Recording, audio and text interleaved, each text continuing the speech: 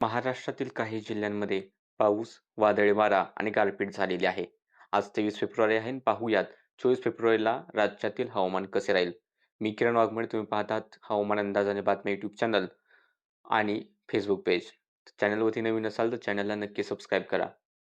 तर काल 22 तारखेच्या सकाळच्या 8:30 पासून ते आज सकाळी 8:30 पर्यंत नागपूर, भंडारा, गोंदिया, चंद्रपूर, गडचिरोली, यवतमाळ, नांदेड, लातूर, धाराशिव, सोलापूर, कोल्हापूर किंवा बीडच्या काही भागांमध्ये पावसाच्या नोंदी झालेल्या आहेत. आणि आज जशी अपेक्षा होती त्याप्रमाणे पावसाचे ढग पाहायला मिळाले. गारपीट शक्यता 5 ते 10% होती सकाळच्या व्हिडिओत आपण सांगितलेलं. तर त्याप्रमाणे काही ठिकाणी गारपीट सुद्धा झाली. म्हणजे आज परळी, रेणापूर या ठिकाणी हलकी गारपीट झालेली कळतंय. त्यानंतर करमाळ्यात थोडीशी गारपीट झाल्याचं कळतंय. त्याचसोबत नागपूर, चंद्रपूरचे जो थोडेफार सीमावर्ती भागाचा आसपासचा पट्टा आहे, त्या ठिकाणी सुद्धा गारपीट देणारे ढग होते. आणि सध्या जर पाहिलं तर बंगालच्या उपसागरात जे काही कमी दाबाचं क्षेत्र आहे, अपेक्षेप्रमाणे हे आपल्या पासून दूर जाऊ लागलेलं आहे. आणि ही काही जोड क्षेत्रासारखी स्थिती आपल्या किंवा कमी दाबाचा पट्टा हा विदर्भ, मराठवाडा आणि दक्षिण मध्य महाराष्ट्रापर्यंत पाहायला मिळतोय. याबद्दल आपण सकाळी सांगितलेलं. तो आजच्या दिवस सक्रिय राहील. उद्यापासून थोडासा कमकुवत होईल. उद्या पूर्वेकडच्या वाऱ्याचा वेग थोडासा वाढेल. त्यामुळे कोकणातील तापमानात किंचितशी वाढ होईल. तसं किनारपट्टीला हे तापमान जास्त वाढण्याचा अंदाज नाही. किनारपट्टीपासून अंतर्गत भागात तापमान थोडेसे वाढेल. आणि या पूर्वेकडच्या वाऱ्यांमुळे थोडंसं बाष्प असेल. त्यामुळे पुन्हा एकदा पावसासाठी वातावरण अनुकूल राहीलच. आणि सध्या जर आपण पाहिलं तर साधारणतः सायंकाळच्या 5:15-5:30 वाजताची सॅटेलाईट इमेज आहे. चंद्रपूर, गडचिरोलीच्या सीमावर्ती भाग, भंडाऱ्याचा काही भाग, मेघगर्जना, पाऊस किंवा एखाद्या ठिकाणी गारपीट देणारे ढग आहेत. यवतमाळकडे सुद्धा तशीच स्थिती आहे. नंतर नांदेड, लातूर, सोलापूरचे काही भाग, सातारा या भागांमध्ये कोल्हापूर, बेळगाव या ठिकाणी सुद्धा हलक्या पावसाचे ढग हे पाहायला मिळत आहेत. आणि एकूणच आज रात्रीचा जर आपण विचार करायला गेलो, तर आज रात्री अ, अहिल्यानगरमध्ये जामखेडच्या आसपास थोड्याफार पावसाची शक्यता राहील. थोडासा गडगडाट होईल. वाशिम, भूमकडे सुद्धा हा पाऊस थोडासा सरकण्याची शक्यता आहे. त्यामुळे त्या ठिकाणी सुद्धा थोडासा गडगडाट आज रात्रीसाठी अपेक्षित आहे. नंतर सांगोला, मंगळवेढा या ठिकाणी मानचा भाग असेल या ठिकाणी थोडासा गडगडाट पाऊस होईल. फलटणच्या थोडेसे एक दुसऱ्या भागामध्ये ढगाळ वातावरण एक दुसऱ्या ठिकाणी थोडासा पाऊस होऊ शकतो. त्यानंतर कोरेगावच्या आसपास ढगाळ वातावरण आहे, मात्र मोठ्या पावसाची शक्यता नाही. ही शक्यता थोडीशी विटा, आटपाडी हा जो काही सातारा लागून सांगलीचा भाग आहे, या ठिकाणी सुद्धा थोडेसे थेंब होऊ शकतात. मोठा पाऊस नाही. कोल्हापूरचं जर आपण पाहिलं तर कोल्हापूर शहरात थोडेसे हलके थेंब झाले. आता पन्हाळ्याच्या एक दुसऱ्या भागांमध्ये अ, ढगाळ वातावरण आहे. क्वचित हलके थेंब होऊ शकतात. विशेष पावसाची शक्यता नाही.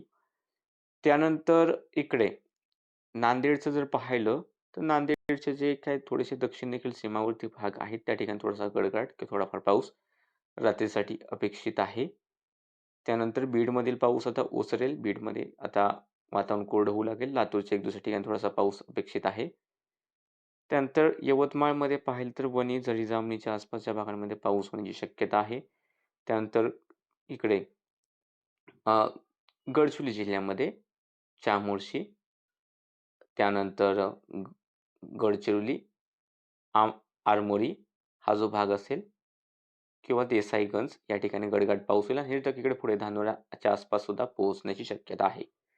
तसेच अ, या ठिकाणी जो चंद्रपूरचा गडचिरोली लागून असलेले जे काही तालुके आहेत त्या ठिकाणी गडगडाट होईल.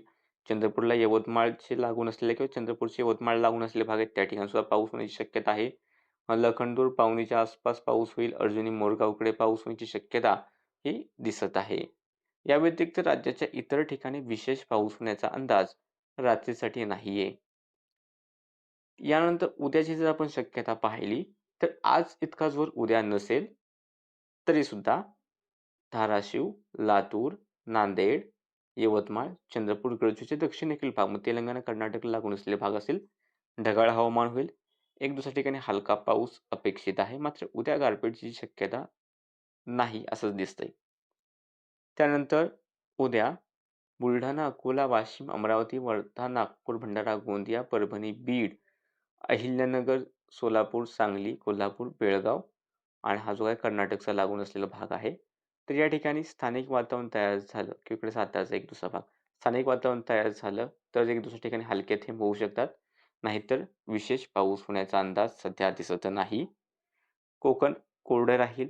उत्तर महाराष्ट्र, मराठवाड्याचे उत्तर भाग कोरडे राहतील. पाऊस होण्याचा कसलाही अंदाज सध्या दिसत नाही. जर आपण हवामान विभागाचा अंदाज पाहिला तर त्यानुसार उद्या 24 तारखेला यवतमाळ, चंद्रपूर आणि गडचिरोली या जिल्ह्यांमध्ये मेघगर्जनेचा पाऊस होण्याचा येलो अलर्ट हवामान विभागाने दिलाय. त्यानंतर धाराशिव आणि लातूर या जिल्ह्यांमध्ये सुद्धा हलका पाऊस किंवा हलकी गर्जने होण्याची शक्यता हवामान विभागाने वर्तवलेली आहे. या व्यतिरिक्त राज्याच्या इतर जिल्ह्यांमध्ये पावसाचा इशारा हवामान विभागाने सुद्धा दिलेला नाहीये. सध्याच्या अपडेटमध्ये इतकंच. पेजला फॉलो करा, चॅनलला सबस्क्राईब करा.